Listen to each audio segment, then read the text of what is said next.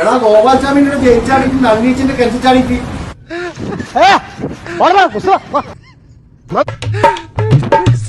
സംഭവിച്ചല്ലേ അല്ലേ?